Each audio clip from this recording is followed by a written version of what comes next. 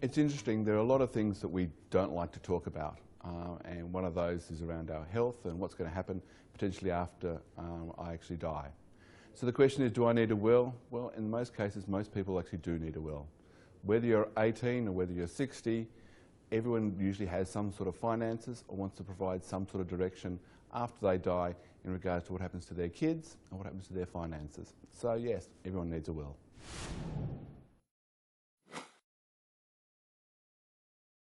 Interestingly, most people think about their will and think about their assets. So they actually think about their investments, their shares, their property, those sorts of things. But also, the will provides direction as to what happens to your kids, and also little things like personal belongings. Do you have some jewellery and so on that you want to bequeath to someone in particular? So they're the sort of things that should be included in your will.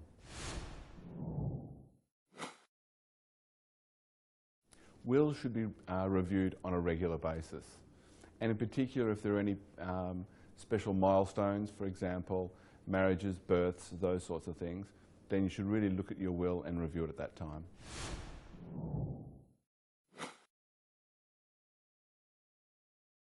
The appointment of an executor is very important. The executor is someone you trust who will carry out your wishes basically after you die. So it's a very important role.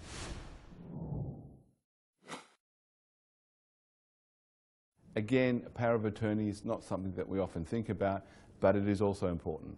Should there be a time because you're away or because of health reasons you're unable to make decisions, then appointing a power of attorney will enable them to make decisions on your behalf.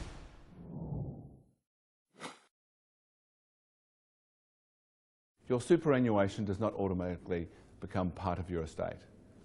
In many cases, your superannuation instructions will actually override your will. So it's very important to understand where your money's going with your superannuation.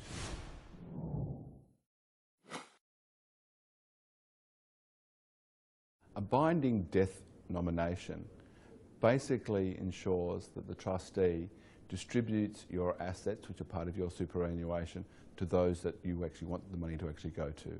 Quite often it's complicated, so it's important to get advice around that area.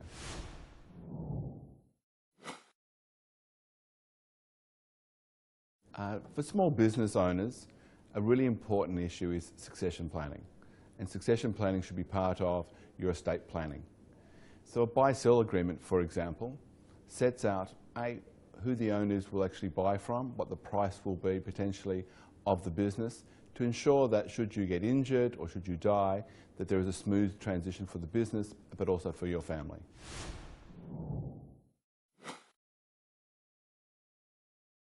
A simple but important question. Make sure that those who need to know where your will is.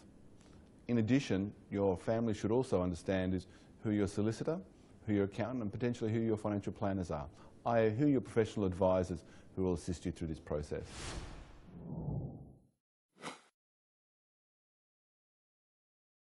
Another great question.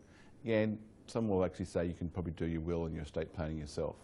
But we would always recommend to actually get professional advice. And again, the first port of call will obviously be your solicitor, obviously your lawyer.